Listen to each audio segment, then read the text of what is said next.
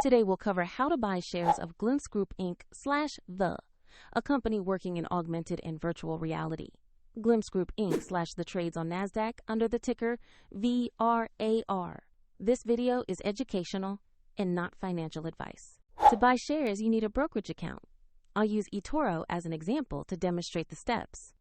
After registering, you will need to verify the account, which typically requires a government ID, and you must add funds before buying. Open the platform search and type the ticker VRAR to find the listing. Make sure to select the NASDAQ entry that matches Glimpse Group Inc. /the. On the asset page, review the basic company description and business focus, and check the price chart for recent activity. Confirm that the company name and ticker match before proceeding. To place an order, choose Invest or Buy. Enter the amount you want to allocate.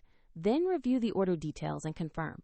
If the market is closed, your order may execute when it reopens. And if your balance is insufficient, the platform will prompt you to add funds before confirming.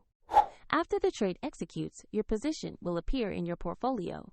For convenience, the eToro link is in the description if you want to follow along.